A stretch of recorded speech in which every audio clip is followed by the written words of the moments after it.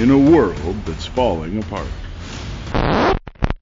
Two friends roll the dice on movies and talk about the roles each film has had in their lives and more. It's Cinema Roll! Hello, I'm your host, Fish, and let's give it up for your other host. Hi, that's me, Squid. In our last episode, we rolled the dice to choose a movie. Megamind. This episode's movie was Megamind, released in 2010. He took the name Metro Man, Defender of Metrocity. I decided to pick something a little more humble. Megamind, incredibly handsome criminal genius and master of all villainy. I did not have it wishlisted, and I had not seen it before. How about you? Same goes for me. Honestly, knew next to nothing. Same. I don't even know that I could have told you who the principals were, actor-wise, in this movie before I started looking into it. I feel like I knew Will Ferrell was in it, but outside of that, I didn't really know too much about it. I was able to get the DVD from the library, and I watched it twice. What about you? Yeah, Blu-ray rental from the library. Also watched it twice. The first time I watched it with my kids. They were super excited that they were able to watch one of the movies with us. But the combination of watching it with them and the fact that I was trying to cram it in while also making dinner, I definitely missed some stuff my first time around, which made the second watch a very different experience. I literally missed the entire scene from when they drive to Metro Man's house underneath the school and the entire reveal. So, like, arguably the biggest part of the movie, I absolutely missed because I was making dinner.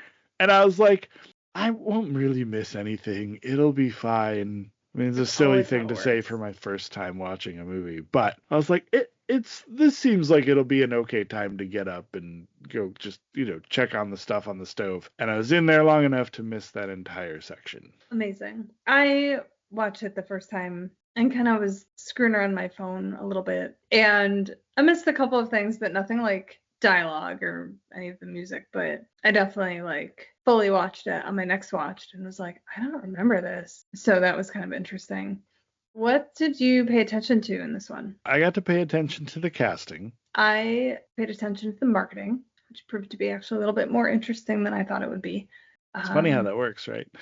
I thought it was funny. I have to say, the most shocking thing about this for me was that I did not expect our first animated movie and arguably our first kids movie to showcase such a prime example of an incel. Oh my God. Oh, you nailed it. That's Hal. Yeah. /Titan to a T. And the whole time I'm watching it, I'm like, oh, this guy. Oh my God. I will say. Just, absolute incel behavior. I, for once ever, I think, actually liked the fact that Jonah Hill was in this movie because for whatever reason, I cannot stand him. I don't like his voice. I don't like his acting style.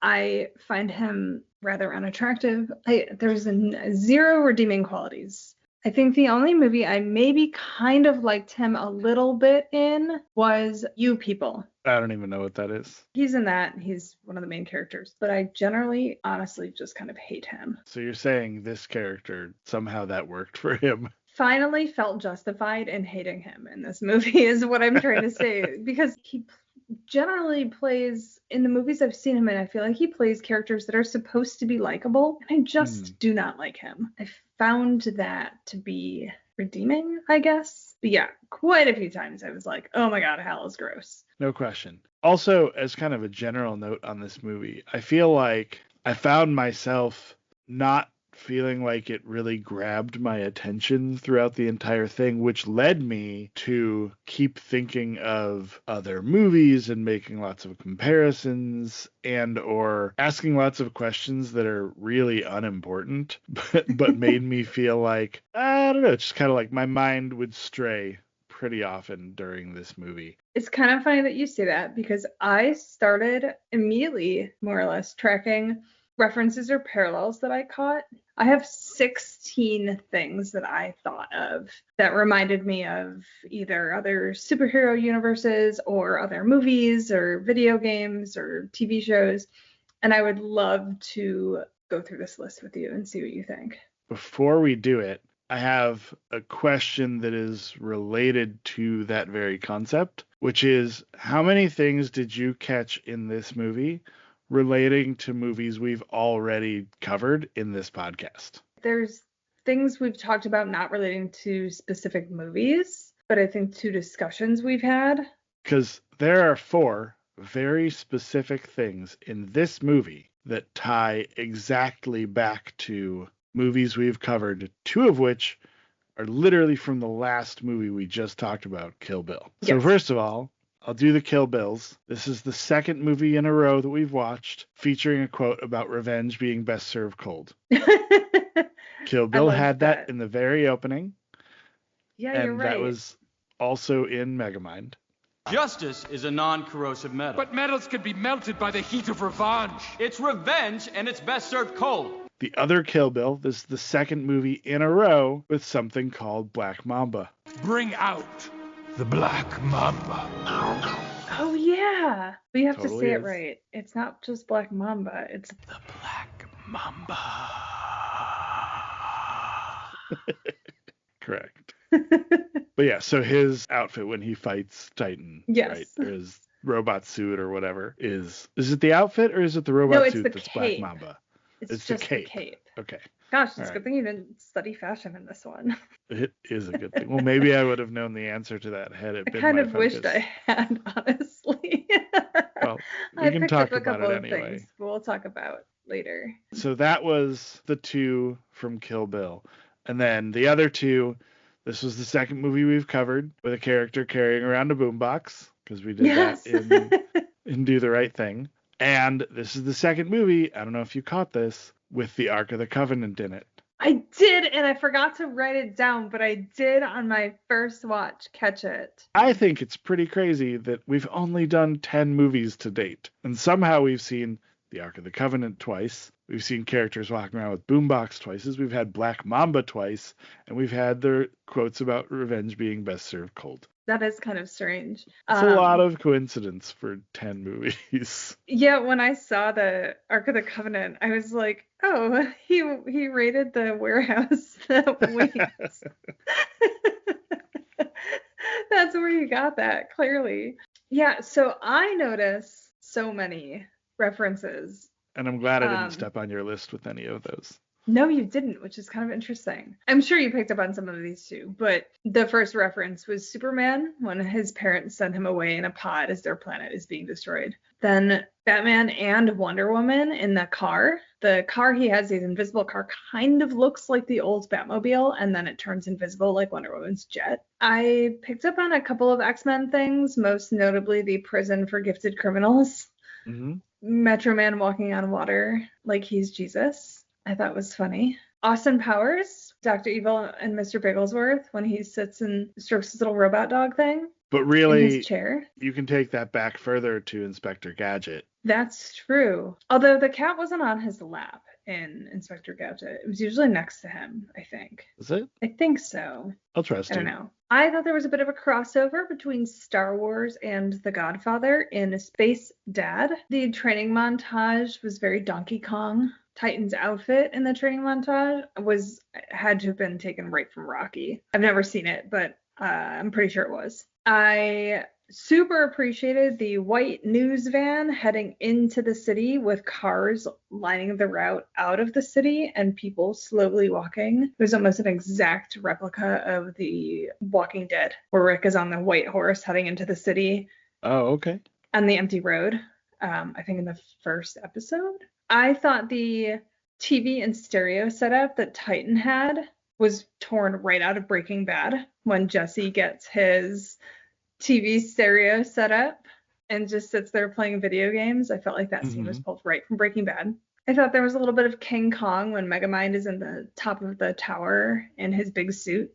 I couldn't figure out if it was Robin Hood and Men in Tights or The Princess Bride when they go with their witty banter sword fight scene. Now it's time for some witty back and forth banter. You go first. Okay, look, I'm not sure where to go with that. It felt like kind of a reference to that kind of movie, at least. Some of the music choices were straight out of Iron Man. And I thoroughly enjoyed that Ben Stiller, who voiced Bernard originally, was the night watchman at the museum because he was the night watchman in Night at the Museum. So those are my 16 references that I picked up on. I think I can even build on that list a little. I don't know. Some of these may seem like stretches in just connections that I would make that maybe not everybody would. But there's the dodgeball scene. Yeah, where he throws the wrench? Wait. Where they throw the dodgeballs at him and he's got his binky. Oh, when he's a kid. Yeah. Creates the force field around him. And he's catching all the dodgeballs and then throws them back. And right. I thought of dodgeball when he threw the wrench for the robot dogs. Yes. No, that's not what I meant. But so I don't know if this was intentional or just something that was the way my brain works. But it made me realize, it's like every time I've ever seen dodgeball in a movie, there are always bullies in the dodgeball game. And so I've got 4, this one included. And then you can tell me if you can think of any others. Obviously, Dodgeball with Ben Stiller. And then Chicken Little. I don't know if you've seen the animated Chicken Little. No. But there's a dodgeball scene in Chicken Little, and there's bullies in that. And then the last and most interesting, I think, is Billy Madison. I was thinking of Billy Madison. Which has an amazing dodgeball scene. And I'm like, is Billy kind of the bully in that scene, though? Oh, he absolutely is. Because he beats the crap out of a bunch of kids with a dodgeball. And he apparently, like, real life beat the shit out of those kids during that game, which kind of makes it a little funnier. Yeah. So you've got that. Megamind has his being bad is the one thing I'm good at, which this, based on the timing, I don't think it's like really a ripoff. I think it's in any way, I think it's just a coincidence, but it made me think of the Wreck-It Ralph quote where he's like, I'm bad and that's good. I'll never be good and that's not bad. Right. Interesting. My wife, when she was watching this with me and saw the like rainbow room where Megamind was kept, she was like, that's like Stranger Things, which I know that's after this, but it made her think of the like lab. The Hawkins lab. Which the other great thing about that room was the quote, happy thoughts make happy people. And I don't know about you, but I can't look at that quote and not finish it with, and happy people just don't kill their husbands. Yep. Yeah. 100%. And then the other than that, you had a little less conversation, which was straight out of Ocean's 11, another Brad Pitt movie, when he's doing the kissing the babies scene and all that at the museum unveiling. Oh, and then just that Obama exists in this world.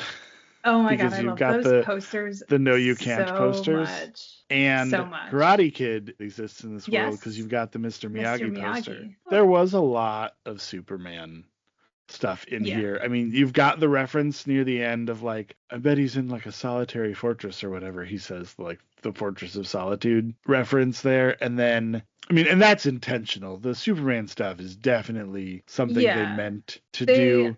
Kind of, from what I understand, they wrote the movie from the perspective of what if Lex Luthor beat Superman. But I do have a couple other things kind of relating to this. I low-key want Megamind and Diva Plava Laguna from The Fifth Element to be from the same universe. Like, they both have the same skin tone and big heads and kind of similar taste in wardrobe. So that's canon for me. And we never did hear him sing. Maybe he can sing really well. We never heard him sing. No, he dances really well, and I found myself wondering where he learned that. So maybe he dances really well because he's from that world where you either sing well or dance well. I also found myself wondering if Will Ferrell put the mispronunciations in because of Celebrity Jeopardy on SNL. Because that's what it reminded me of, was like when Sean Connery mispronounces things, like instead of anal the penis mightier, it's the penis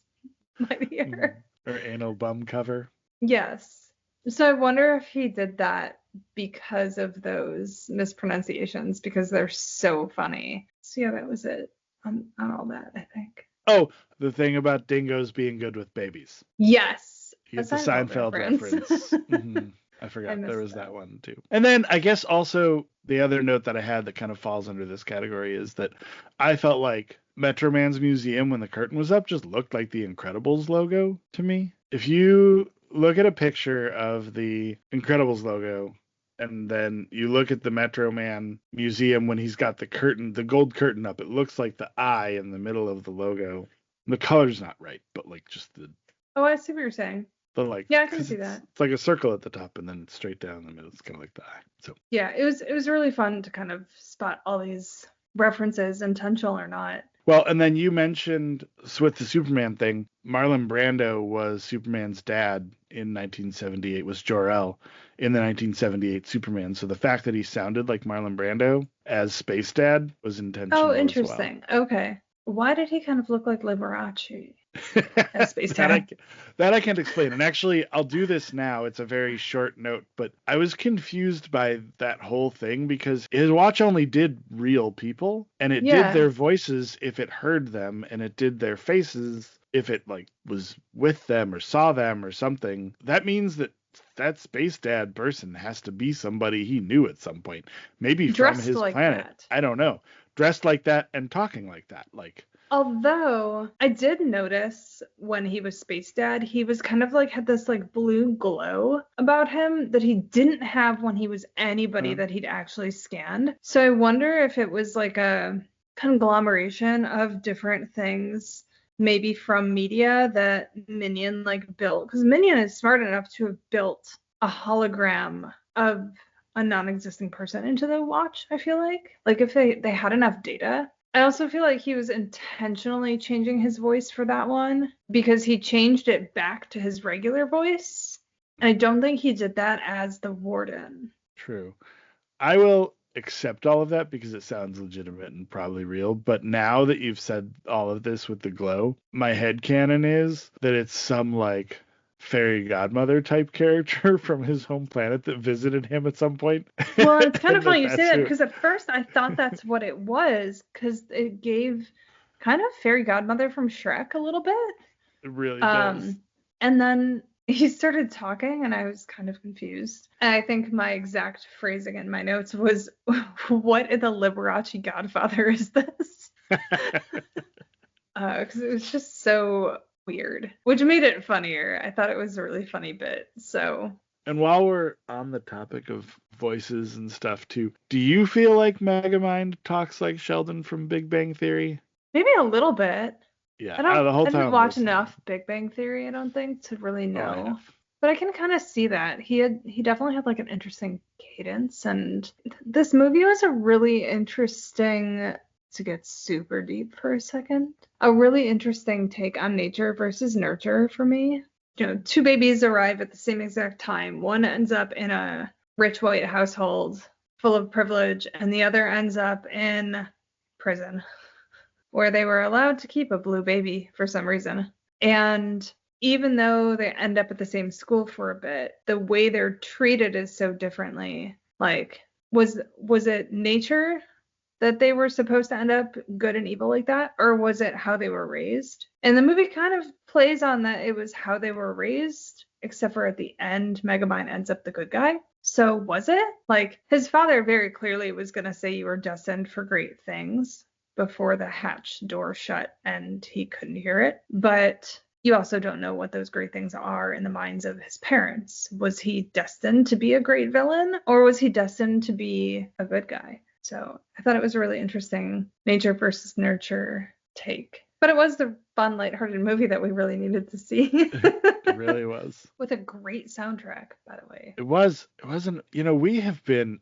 if we've lucked out on anything, it's been how awesome the music has been in almost all, definitely the last several movies we've covered. I mean, you could argue that most of the Honey, I Blew Up the Kid stuff was cheesy and weird and a little funny, but not like bangers that are going to end up on my constantly played playlist. Whatever, I know you listen to Hokey Pokey on the regular. I know you do. That was in the Starbucks drive-through line that came on, by the way. Right after I Uh, ordered, I like turned the radio up while I was waiting, and it was playing the Hokey Pokey. I was like, oh my god. Yeah, I know Anyway. inside jokes make for excellent podcasting, but Squid was driving listening to a playlist we've been working on for the music in the movies we've been covering, and the Hokey Pokey came up and she sent me a picture of it. It was very, very random and absolutely hilarious, and it made my day quite the more entertaining. So I did appreciate the Hokey Pokey randomly coming on while I was in the Starbucks drive-through line. It was definitely a treat yourself moment. I want to call out something that happened a couple times in the movie that I personally appreciated, and that was when Megamind calls Minion Fantastic Fish. Oh, Minion. You fantastic fish, you. Yes, I noted that as well. I think it was twice. Once towards the beginning when he escapes, and then once towards the end. Yeah, that was one of my favorite quotes, actually. Jumping around to the kind of montage after Megamind defeats Metro Man, and he's having a good time still running everything and stealing and all that. There's a scene where Minion and Megamind are hitting each other with bags of money. And I was like, is that a supervillain pillow fight? Because I think Maybe. so. I think that's what supervillains do instead of pillow fights. I'll take that. In that same scene on Megamind's desk, he has that classic Jade office desk lamp. I don't know, that felt nice and nostalgic for me because I know I've had those. Like my parents at some point I think had those, and you see them all over the place, like, or used to. I'm sure you don't really much anymore, but that kind of classic Jade office desk lamp thing was really just a fun thing for me. And then it seemed like he had some like white surrender flags on his desk, which I thought was kind of a funny little note that, like, I guess he was probably walking around and people were surrendering to him and he kept the flags and like put them on his desk. What did you think of his lair? His, like, not the place where he was in there where he didn't know what windows are, hall, even though there were windows in the school at least. So you would think, or shul, sorry, in the shul at least. So you would think he would know what windows are. Not there. But he was made to stand in the corner a lot there, so. That's true. Probably not allowed to look out the windows at shul. I liked the part when he was Bernard and he was running with Roxanne, and he was like, I better take the lead. This way looks exciting. No, it says exit. Which is the abbreviation for exciting, right? Yeah. And then she does go through that door marked exit, and it's like a mirrored room with alligators and disco music. I took an inventory of everything in that room because, of course, I did. And so you had the disco ball and music. There was like a skeleton plushie or chew toy or something on the ground, like for the alligators to play with. And like also a toy lizard or dragon or something like that down there. A beach ball. And then, like, I don't know if you remember in like old video games like Zelda, the like when you would find meat somewhere, and it was always like the big bones sticking out, or kind of like maybe like probably Flintstones had stuff like that too, but like the bones sticking out of the big like ham or whatever. So they had one of those down there too that I like to believe are all basically just like dog toys, but for gators. Yeah, that makes sense. That was everything inside the gator room, the exciting gator room. And then the scene when Roxanne was like, Bernard, you were right about that door being exciting. Did you pay any attention to what was on the like walls by the secret entrance? No. I know there was graffiti, but I didn't. I was busy being amused by Minion being like, what? I kept forgetting where it was. Super relatable. Totally. So again, because I don't know, something about this movie just made me like go down all these super weird rabbit holes. So it had the like misspelled secret entrance, SECRIT entrance, and go away, nobody lives here, which is pretty great. But then to the left of it, it says Kilroy was here, and there's a little drawing of the like guy with his nose over the line. And I was like, what's Kilroy was here? Oh, that's like an old thing from the 70s. It goes back to World War II. Okay. Basically, there was a guy, like shipyard inspector in Massachusetts, whose last name was Kilroy, who would mark Kilroy was here on things he inspected so that he would get paid. And sailors would see that on the new ships And then American soldiers took that phrase over. The Kilroy was here. It was like a protective talisman, basically, is what the article I read said. They would spread it. So they would like say that as they were traveling in Europe. And then that picture associated with it is something called, I don't know, it's some British cartoon character that was used to like represent a lack of supplies, I guess. So I don't know, those things all combined to just like some weird, like I think World War II era weird Which reference. is wild. I'm not sure why that it it's was that on the wall old. there, but yeah. Well, I remember drawing that little guy in grade school. There were Did you really? like these little mirrors you could get that had like a Kilroy-esque kind of thing, like our little desk things. I remember drawing it. I think I remember originally hearing it dated back to the 70s, but it's interesting that it goes that far back. I did a pretty surface level thing. Those might be, the picture might be newer, and the Kilroy was here might be older. I didn't do a ton of research on it. I was just like vaguely curious because, again, it was one of those things where my mind started to wander a little while we were watching this movie. I don't have a ton else except for a couple random things that made me laugh. There's a book on Hal's bed, best comic book villains ever. I didn't see that. So that was a good detail. When they're in the library and there's the Metro Man standee behind them, do you remember what it says? It says, "Read words, kids." No, I didn't catch that. I caught that they were both reading books about Megamind, though, which I thought was funny. I liked Minion's little castle in his tank. I thought that was great. Slides up. I thought it was so cute. And I was glad to know that that means there's probably, like, that there's more water in the tank than just that little helmet part. Because he then rides that back down. Listen, it's a huge suit, and what else does it really need to do? So that whole core, the whole chest could be a fish tank, basically, for all we know. I have a couple little notes about a couple of animated scenes that I thought were just really incredible. So the blowing up of the observatory was fantastic. But right after that, it shows the three of them, Roxanne, Minion, and Megamind, kind of from this aerial view. And it's so beautifully animated, and it actually almost looks like real people standing there. I thought that was just incredibly done. And the collapse of Metro Tower, I also thought was just so well animated.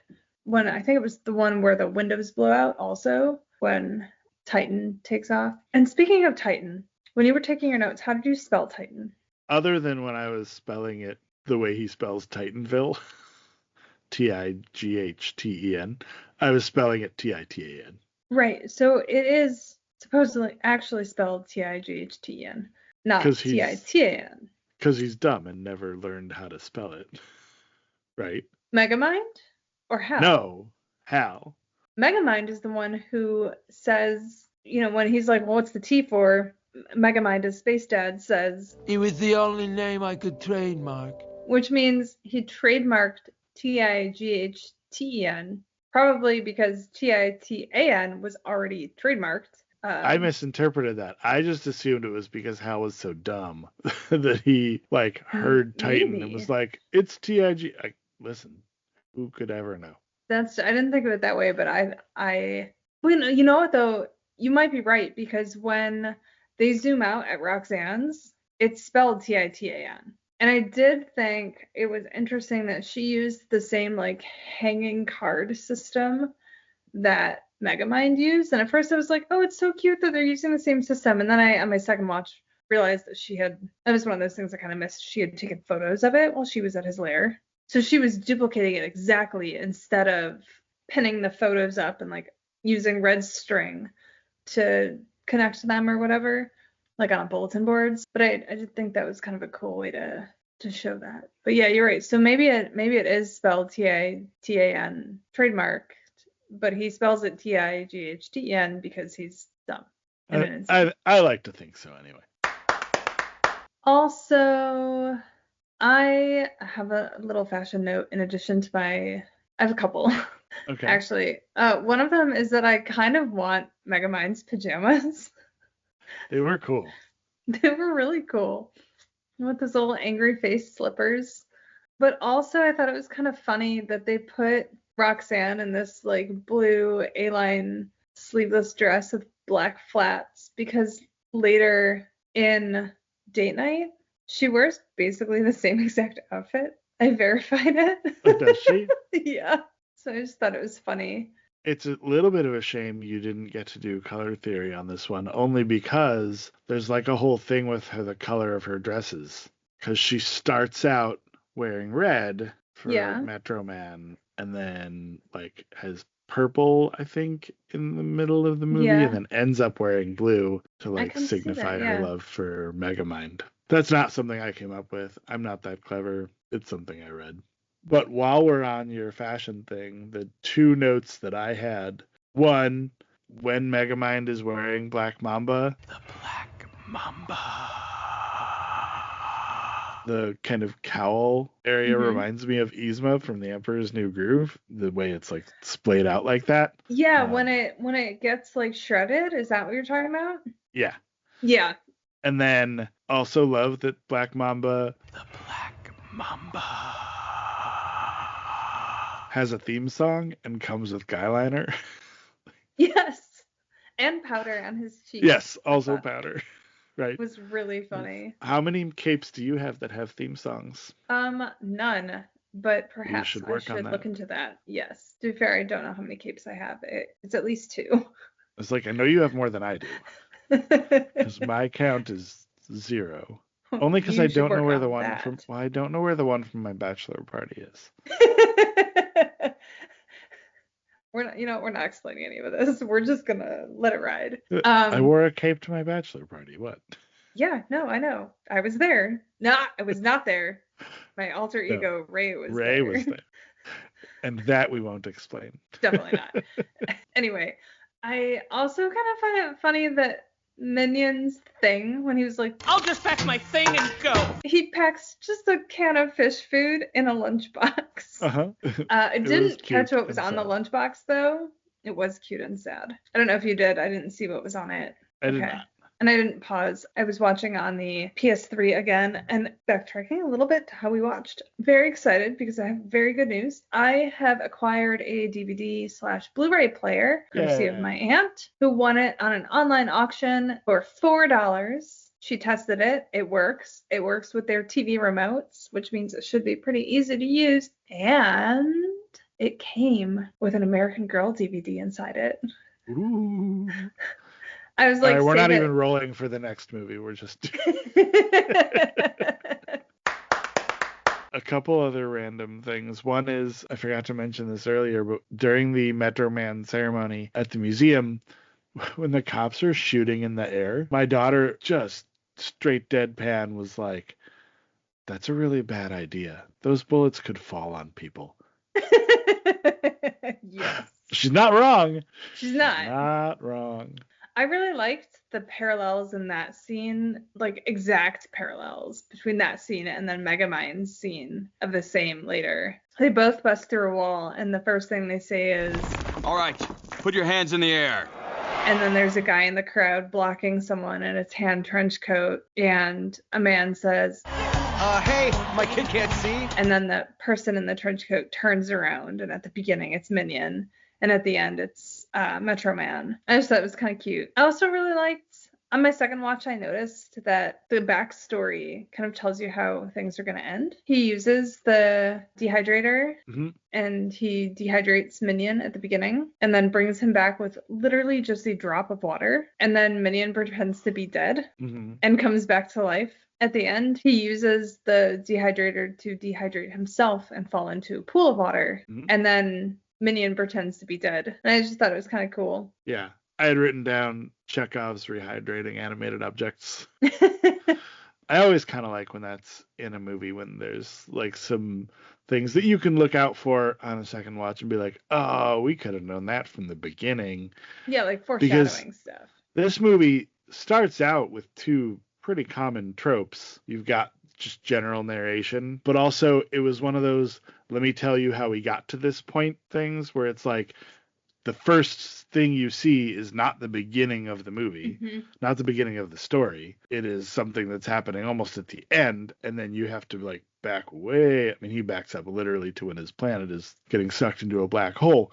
But I always like I think that trope, the let me tell you how he got to this point, is a good one, but I wouldn't say it's overused, but these are pretty common things that get used a lot in movies.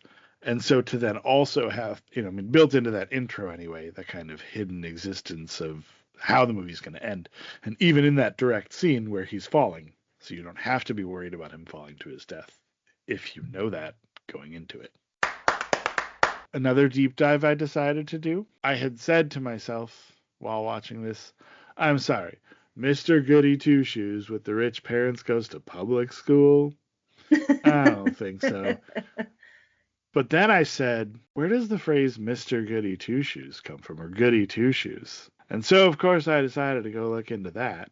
It turns out it is actually a little older than this, but that phrase was popularized in a story in the 1700s. What? And so actually the goody in Goody Two-Shoes is like the crucible use of goody, like as in like good wife, like Mrs. So really like Goody Two-Shoes means like Mrs. Two-Shoes, not like, oh, look at you, goody goody. It's Mrs. Two-Shoes. And there was a story about an orphan who only had one shoe until some rich gentleman came and bought her 2 shoes. Interesting. Just a couple other things, as much as I don't like talking about him on Hal.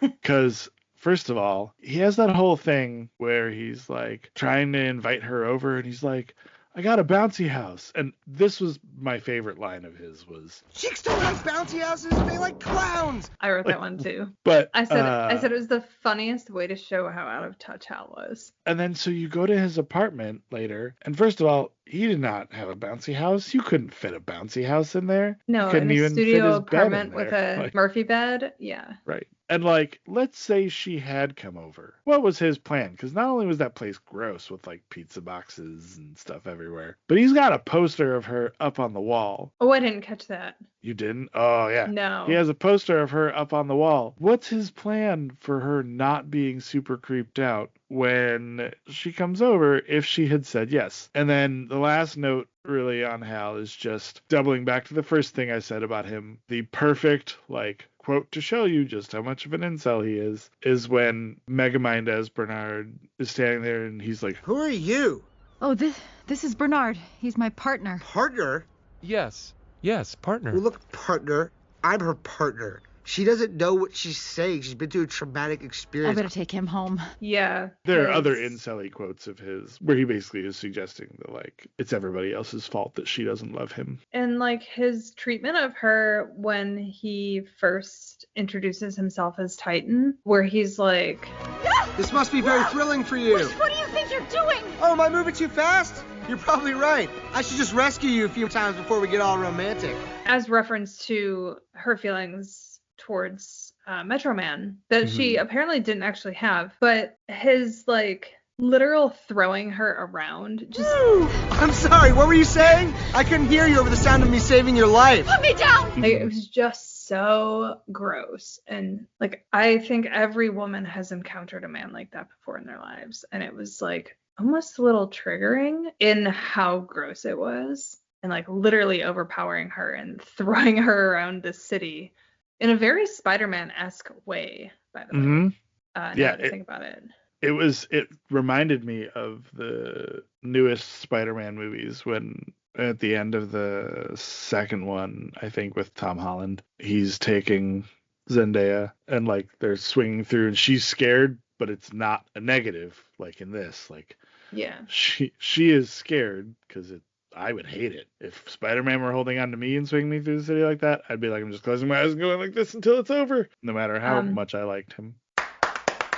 When Megamind is Bernard, he asks Roxanne this hypothetical question if he were bald and a popular primary color, which made me wonder, do the Simpsons also exist in this world? Because he basically described Homer Simpson as well. I was picturing Mr. Clean when you said that, but I guess that's not really a primary color.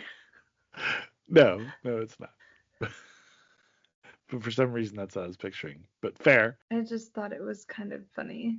I wrote that down on my second watch. I think I maybe had some of the same problems you did with this, where like it was easy to not pay attention and to like think of other things. But I think it kind of lended itself to that with all of its references. All right, do we want to get into what we paid attention to? Yeah. So why don't you tell me about the marketing for Megamind?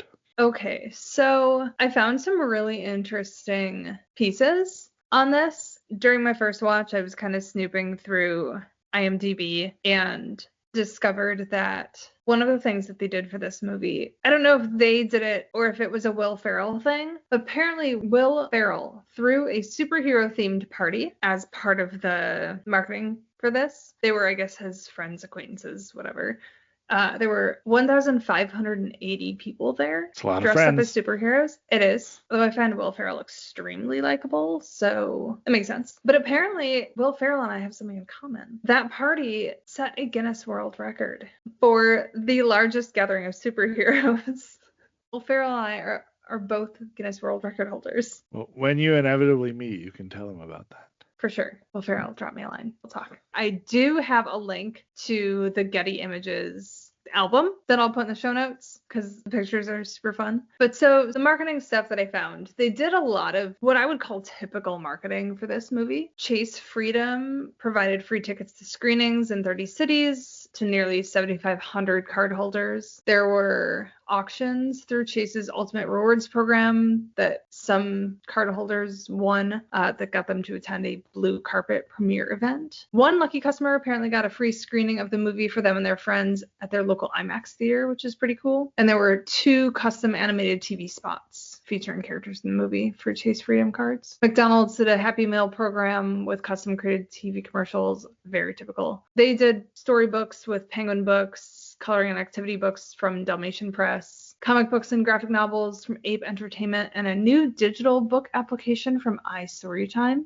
New digital book being, this was released in 2010, and I think e-readers were just starting to come out. I think the first Nook came out then. There was a Sony one, I want to say, right before that. Starwood Hotels did a family getaway package in North America featuring Megamind as a promotion during the month of November when the movie launched. Intel at San Diego's Comic-Con featured Megamind in its booth and offered games prizes and a sweepstakes for a movie premiere. HP created Megamind printables, which were available online, and they placed Megamind products at retail printing kiosks, which is a very 2010 thing. THQ created video game adaptations with a variety of titles with platform-specific gameplay experiences. They had games on Xbox 360, PlayStation 3, PlayStation Portable, PSP, the Wii system, Nintendo DS, and a Megamind mobile game application available on the iPhone and iPod Touch. They also did a full line of Megamind toys from Toy Quest, available exclusively at Toys R Us. They had 6-inch fully articulated action figures, minifigures, collector gift pack set, walking robot, and deluxe minion figure with lights and sounds.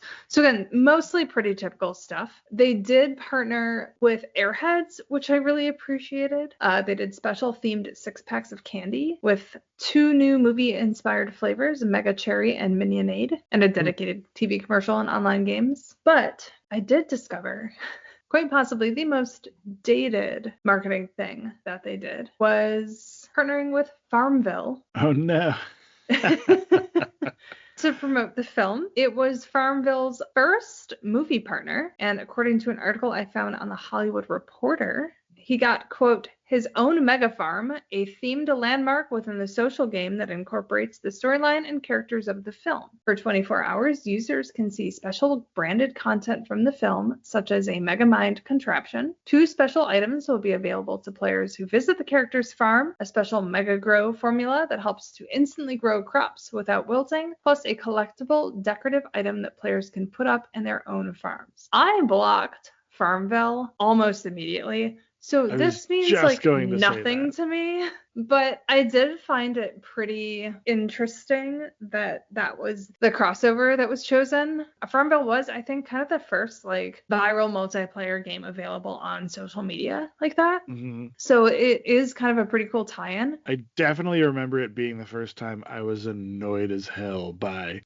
persistent Facebook invitations to anything ever. So yeah, I mean, first of all, like that time frame was still pretty early on in Facebook. Kinda, yeah. I mean, it's not. It had been around for a few years, but it was still like, as far as being. It was like in the kind of social media. Like the right, no question. By that point, MySpace was basically dead, and so you really didn't have a lot else in 2010.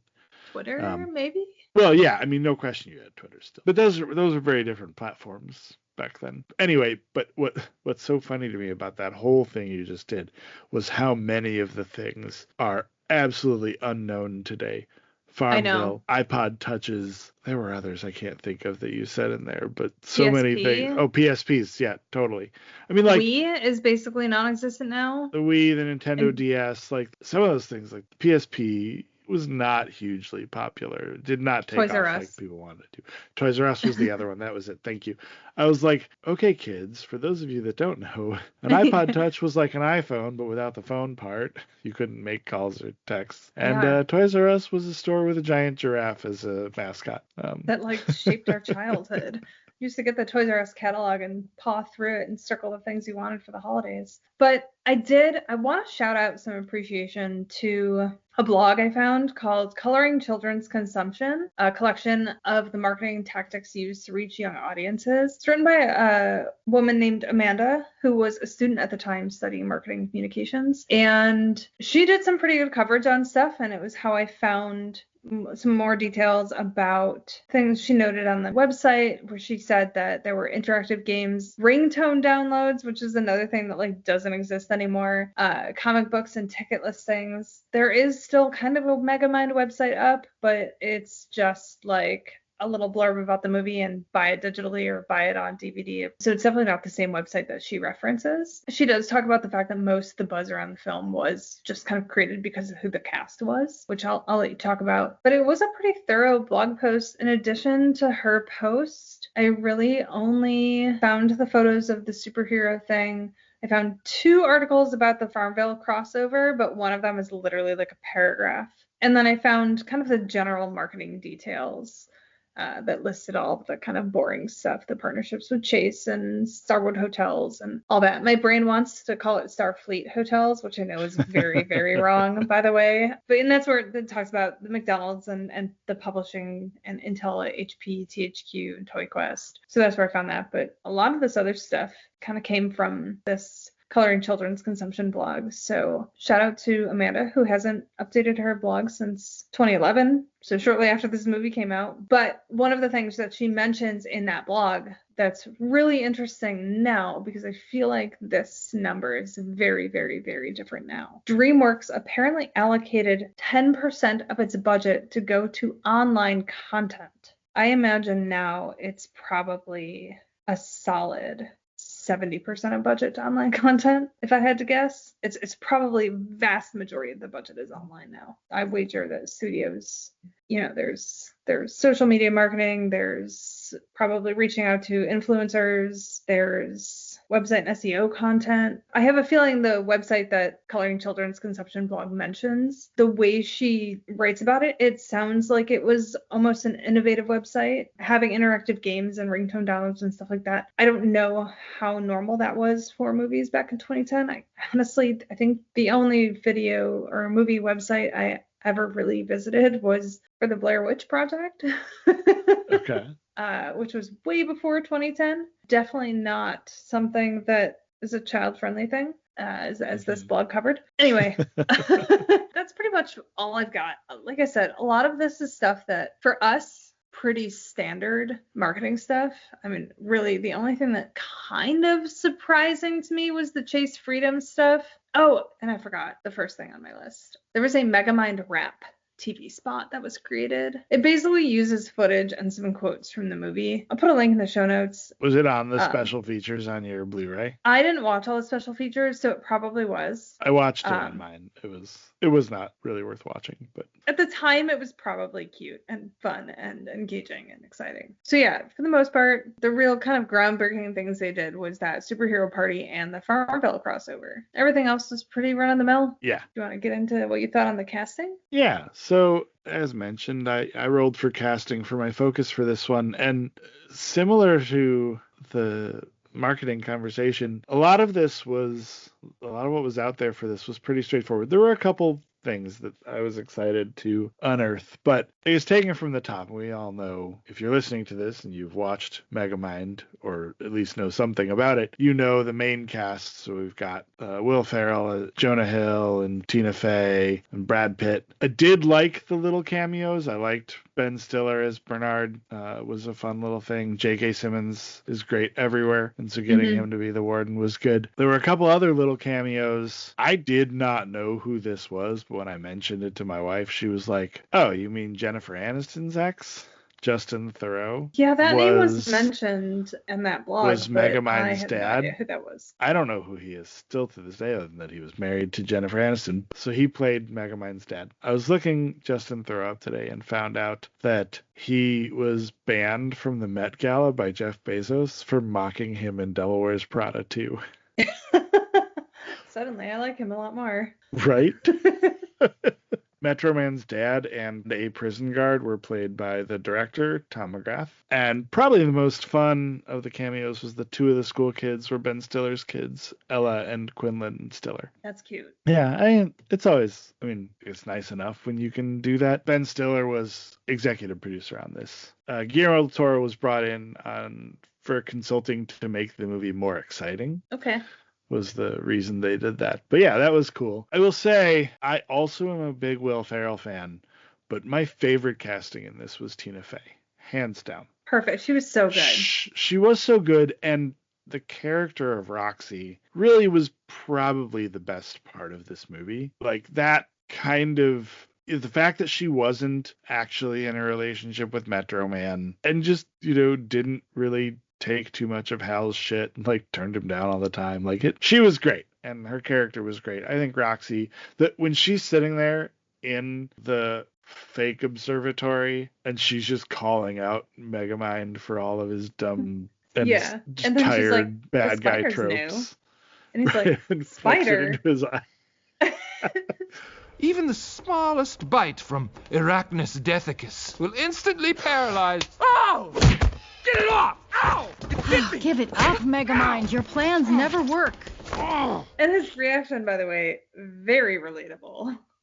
Yeah. Oh, I don't know what I would do if a spider was on my eye. I don't either. But I would die. Yeah, she was great. And I really think her casting was the best decision in this movie. And I liked it also because I don't feel like Tina Fey is who you would inherently think of for this role. Because this character, whether it's a damsel in distress type of character or a strong female character, is somebody that, I feel like there's a million Hollywood women that could have been picked, but they pick somebody who is very funny and talented at the same time, instead of just being kind of some Hollywood it girl in the moment, right? So, I've always liked Tina Fey in, things like Mean Girls, but also SNL and her writing and 30 Rock. So I thought it was great to see that she was in this, and that was my favorite part of the casting. And I think anybody else in that role would have probably done this movie a disservice. Yeah, I'll agree on that for sure. I really can't think of anybody who is as talented and legitimately funny outside of maybe Kristen Wiig. Maybe could have pulled this off. And Melissa McCarthy also, I think, probably could. But again, those are SNL people who cut their teeth on building their talent by being funny. Yeah, I'm sure there are other people that could have done it. But just once I saw her in this role, I was like, I can't think of anybody else. Whereas, to the point you were kind of making, or maybe counter to the point you were about to make, Will Ferrell was a good choice for this. And I thought he did a good job as Megamind. And again, I like Will Ferrell a lot. But I definitely feel like that role could have gone to a bunch of other people and still been done well. I mean, first of all, Steve Carell basically does the same role with Gru in the Despicable Me movies. Mm-hmm. Obviously, he has the accent in that. This is without, but it's almost the same character. Yeah, it's very similar. So certainly somebody like that could have done it. I already said that I thought it sounded like the way Jim Parsons plays Sheldon in Big Big Bang Theory. And so since it's voice acting, arguably he could probably have done some of this. But because it's Will Ferrell, you get the silly and the like slapstick part of it too. And so with that, I feel like also a Jim Carrey could have done this. I don't know that in 2010 he would have, but 15 years earlier than that, 20 years earlier than that, Jim Carrey could certainly have done that. I mean, if you want to, we could be getting ahead of ourselves with some of our role topics here, but I could even argue that you go further back than that, and Steve Martin would have been great in that role. Okay, yeah. I was gonna go newer and say another person is I feel like maybe Andy Samberg could have done it. Yeah, I could see that. It would have been played a little bit more, I feel like, self-deprecating humor type, but I did feel like, I might be stepping on your toes a little bit here. I did feel like Brad Pitt sounded like George Clooney in a couple of his voice parts. Yeah. And I thought it was really interesting because I know they worked together on all the Ocean's movies. And I feel like they're friends. They may not be, but I feel like they are in real life. And there were a couple of times where I was like, is he intentionally impersonating George Clooney? Because it sounds like he is. I can see that. I didn't think that while I was watching it, but I can definitely see that. David Cross as Minion. I thought he did a good job, but I was thinking that could have been somebody else too. But unlike the Will Ferrell swap, if you were to take Will Ferrell out, I feel like there's a very specific idea for who Megamind was supposed to be. And even if somebody other than Will Ferrell did it, you wouldn't want to veer too far from basically what Will Ferrell did with him. You would want to kind of keep it there. Whereas Minion could have still accomplished the same goal with that character with a wide range of people. So you could have put like a Seth MacFarlane in there or like a Seth Green. You could have had like a smarter British version with like a Stephen Merchant kind of an actor. Which would have been kind of a funny nod at both Batman and Iron Man in terms of Alfred and Jarvis. When you said somebody different, I immediately, for some reason, thought of Jim Gaffigan. I think he would have been so good. You could have done like a childish, weirder version with somebody like an Aziz Ansari. Right? And then other people I saw suggested like a John Mulaney, a Ben Schwartz, Bill Hader, all of which I think would have been good. But you can see each of those people, like I think you would have had a lot more room to vary. But I thought David Cross was good. Like I feel like Bill Hader could have played Megamind pretty good, actually. Now you say his name. So I almost think Bill Hader might have been a little too much on the slapsticky side. Maybe. With it. I don't know. I mean, it's so hard to know when you're talking about these hypothetical. Have you seen Barry? Because that's kind of what I'm thinking of. I have not. Oh, you should watch it. It's good. I think Brad Pitt was cast great for Metro Man, but I also feel like a Hemsworth would have been fine as well, right? You could have picked. Not that it matters. It's just the voice, but. in that role. But to kind of touch on what we talked about at the beginning, I was okay with Jonah Hill in that role as Hal because like you, I don't have a relationship with him where I like the guy. Yeah. And so I was like, yeah, as long as you don't put somebody that I love in this role, I don't really care who plays Hal because I don't know. I mean, he did a good job. It needs to be somebody that's not a leading and lovable person in that role because he sucks. You don't want to hate an actor because of a role they play. You're talking to someone who hated Ray Liotta for decades because of his role in Hannibal the movie. But yeah, I absolutely hated him for so long because of how he played that role. But like I loathe Jonah Hill because I feel like he plays every role kind of the same. And he's always kind of a slimy, smarmy, icky person. And he was. But that worked. And maybe it did. And maybe he's like kind of typecast. I don't know. He's probably very nice in real life. I don't know. He could be a total asshole too. I have no idea. But I really don't know who else they could have cast in that role. Because part of it is like his line delivery is so on the nose for that kind of character. But he's always like that. Okay, the only other person I could think of that might be okay. Adam Sandler might have been an okay Hal. I actually was going to throw a Christopher Mintz-Plasse at you. I could see that working. The last two things I have here that I saved for the end because they're my favorite. Bruce Campbell, who I love, was suggested for Metro Man. Oh, that would have been good. They didn't use him because he didn't have the star power that Brad Pitt has. They wanted a bigger name in that, but they did use his face as the model for Metro Man. That makes which sense. you can see. Yes, and is absolutely. awesome. And then I actually think this could have been great. Peter Dinklage was apparently suggested for Megamind. Oh, And yeah, that would have been I think that could have been really cool. Fantastic. I love him so much. It's the only thing that when I read it, I was like, I am a little sad that I'm not in the alternate universe where Megamind is Peter Dinklage, because that could have been really cool. He's not as inherently silly as Will Ferrell, but that could have been okay.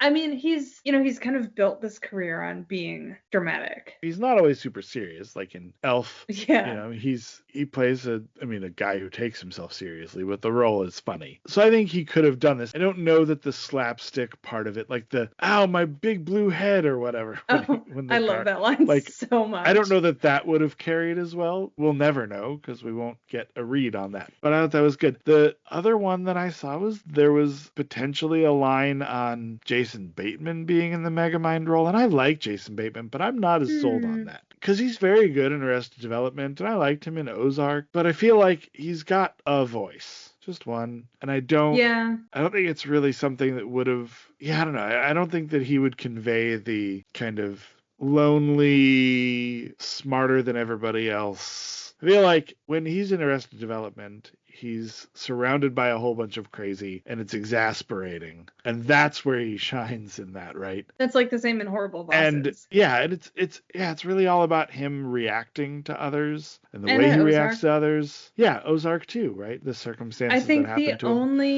I think the only role that he's not that way is in Carry On. Which I haven't seen. Oh, no, I did see that. It's my new favorite Christmas movie. Yeah, okay, that's fair. And he does kind of some voiceover stuff in that because he's, for the first 2/3 of the movie, he's on the phone with the guy. Yeah. But I don't know if in 2010 he would have been able to pull this off. Mm-hmm. Yeah, so I really think Will Ferrell was kind of the only way to go on. Unless you could have gotten Peter Dinklage, and I would have liked to have seen that. Yes, I would love to hear a bit of a table read or something. All right, let's move into the discussion portion by rolling our dice to see what questions we're going to answer about Megamind. I have a 4, which is... Santa here? I know him! Where else do you know the key actors from? Hey, wait, that's a Will Ferrell quote. Yes, it is from that movie, exactly, Elf, which we have also already talked about in terms of Peter Dinklage. Gosh, Will Ferrell's been in so much. Blades of Glory, Step Brothers. I already mentioned Tina Fey and Date Night. Not that this is my question, but my favorite Will Ferrell that I'm always happy to talk about is Stranger Than Fiction. I haven't seen that. We'll get there someday, I hope. It's a really good one. I mean, Brad Pitt is from, again, we kind of talked about this already. He's in the Oceans series. Legends of the Fall, Interview with the Mexican Vampire. Jonah Hill. I mean, isn't he in Wolf of Wall Street, which I've not seen? He is. He's in that movie I mentioned earlier, You People, right? And then just all those comedies from around this time. Yeah. And David Cross, isn't he in Men in Black? Am I mixing him up with somebody? I think you might be right. I think he's the morgue attendant in Men in Black.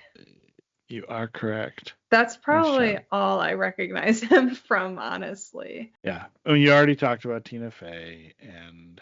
I mean, and Tina Fey, we mentioned Mean Girls already. Yeah, I mean, it's almost kind of silly to do this one here because they're all so recognizable. Ben Stiller, we also talked about him already and where we recognize him from. So do you want to give it a roll? All right, I got a 2. The pen is blue. The pen is blue!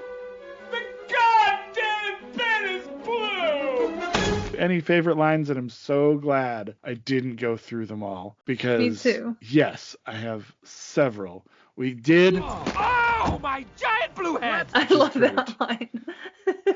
That one's great. But, okay, I'm going to start with my absolute favorite, and it is... I'm not allowed to insult guests directly. That Bernard says at the museum, because he is everyone who's ever worked a customer service job. Yes. No one in the world has worked a customer-facing job and not wanted to insult their guests directly. And so being able to say, I'm not allowed to insult guests directly is such a great backhanded way of being like, oh, I hate you so much. I don't actually think Bernard hated her, but still just such a great line.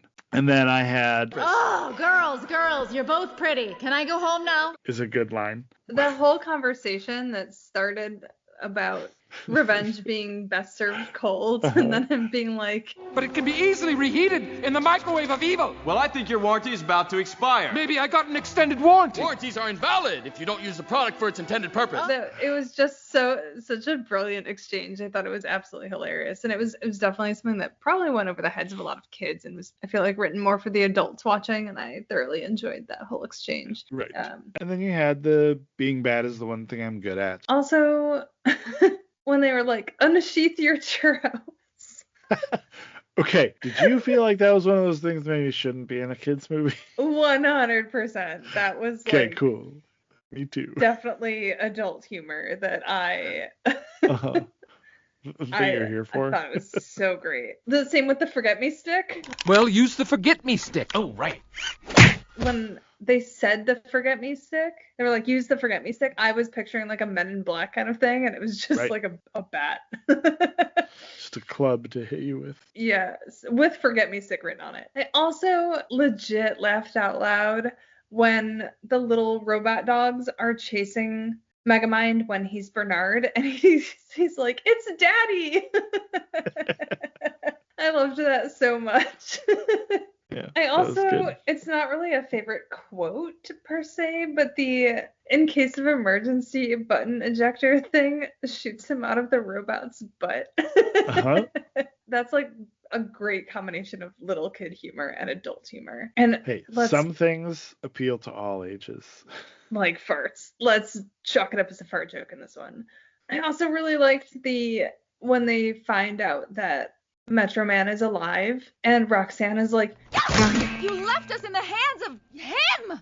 No offense. No, I'm with you. That was good. I thought that was really good. And I also really liked, There's a benefit to losing. You get to learn from your mistakes. and then I cackled when Titan rips the door off the invisible car, and then it turns visible, and Megamind locks the door. That was good. Again, not really a quote, but again, I laughed out loud at that. I thought it was really funny. I feel like that's a joke that would probably not land as funny today, because there aren't very many cars that have buttons on doors like that anymore. It'll always be funny for anybody that remembers that. And it's a small enough thing that it doesn't take away from it if you don't get it. Yeah, for sure. So, all right, you're Right. up. Holy 17. Are you guys full scuba? What weird hobby would the main characters have? I'm going to say that Megamind, in addition to being a supervillain and a great dancer, is also very talented at crochet. I don't know why I was like, is he a stamp collector? Maybe he's a stamp collector. No, I feel like, though, maybe Metro Man would be a stamp collector. Well, we know Metro Man's hobby. Is music. 'Cause he's yes. Music Man. He writes terrible songs. Awful. Check this out. I have eyes that can see right through lead. And Roxanne, I don't know. I don't know what her weird hobby would be. Her weird think hobby after is this- trying to hunt down Megamind. I think after this, she like needs some thrill still, so she's like base jumping or like Yeah, I could see that. skydiving, something, you know. She She's like, turns I mean, into I an already adrenaline survived junkie. all that. Yeah, I mean, she survived being thrown around by a psychopath for a little while. Actually, maybe instead of that, she's got like a life goal to visit all of the theme parks and ride the scariest roller coaster at every theme park in the world. Yeah, but something to just reclaim that Control. experience. Yeah. The more I think about it, the more I feel like Minion definitely crochets. How? Oh, I guess he's got his He's gorilla got hands. his gorilla suit. That's fair. Yeah. Does he crochet though? He strikes me more like a macrame kind of guy. Take your pick. They're very different, but okay. Uh, I mean, they're still like. I felt yarn like he crochets. things. You feel like he macrames. Well, maybe That's one of true. us is right. He makes little hats for the drones. Oh, for newborn babies. I was thinking, but okay, drones is fine. Okay, so do we want to do our ratings? Yeah. So I realized as I was going into this that up to this point, I've been rating things not in a vacuum, and I've been comparing movies to each other. Okay. It's been impacting the numbers, and I don't think that's fair to the movie. So I'm not going to go back and change anything. I've said what I said. Okay. It's fine. But this time around, I was like, all right, I'm just going to take this movie as what it is and think about how rewatchable it is, how much fun I had, did I like it? I mean, certainly in the greater pantheon of movies. Again, I'm not going to give a lot of things a 5 because that's reserved for a very small subset of things I know I love. And if I have an experience with a new movie where I'm like, holy shit, that was great, then maybe something could get that, like your experience with Coda. So I just wanted to say that first because it was interesting thinking about it this time around and being like, I'm going to try not to rate these movies in relationship to the other movies we've watched. That said, I went ahead and gave this one a 3. I felt like I won't go really out of my way to watch this one again. But if it's on, like if it, if one of my kids wanted to watch it, like I'd certainly hang around for the funny parts and stick around until the ending. I know that you and I will probably both quote, Oh, my giant blue head! Anytime I bump my head, I will probably say that. If not out loud, definitely to myself. But we're kind of in line again. I give this a 6 out of 10. I would have done maybe a 6.5 if I were doing half tentacles, but that extra half a tentacle would purely be because of the soundtrack. The soundtrack was so good. Again, it's one of those things like, I thought it was cute. I don't think I would seek it out to watch, but if I were looking for something to watch while I was, folding laundry or making dinner or whatever, and this was on, I don't know that I would turn it away or work hard to find something else on. Okay, so let's let the dice decide what we're going to watch next. The 20 is a 10, and the 8 is a 2. And the 10 is a 4. All right, so we rolled Like Water for Chocolate. I have not seen this movie. We watched it in my high school Spanish class, which you will appreciate greatly when you see it. It does not look like it's streaming anywhere. Oh, weird. This is really funny. Apparently, my library has something called the Binge Box Movies for Foodies, which contains Julie and Julia, Chocolat, Eat, Pray, Love, Chef, Like Water for Chocolate, and The Taste of Things. I don't even know what that is. So I may be borrowing 6 movies if it's all truly in one. Oh, I could do it on Prime Video, it looks like. I can rent it. So, Squid, what are you going to focus on in Like Water for Chocolate? I got an 8, which is a deep dive. I think that's the first time we've done that, right? It is the first time we've done this. Okay, deep dive. What about you? All right. I rolled a 10, so I'll be focusing on marketing. Oh, this will definitely be interesting. It'll be interesting if you can find anything on how it was marketed. 1, because it's a 90s movie, and 2, if there was any difference in marketing for Spanish language versus English. Well, she'll have to see. Look This is forward to probably going to finding be out what that means. our most awkward conversation yet. Can't wait. And on that note, until next time, thanks for rolling with us. Don't forget to rate us, subscribe, and share Cinema Roll with your friends. Find us on all your favorite social media at Cinema Roll Pod. Visit our website, cinemaroll.com. For ad-free episodes and more, join our Patreon. Cinema Roll is an Under the Sea media production with podcast hosts Jacob Balson and RJ Hay. This episode was edited and produced by Under the Sea Media. And I was like, hell yeah, fantastic fish. Yeah, in comparison, I would take a spider to the eye over sitting and having a conversation with Hal. Do you need help? What is happening? In more ways than one. Oh, my giant blue head!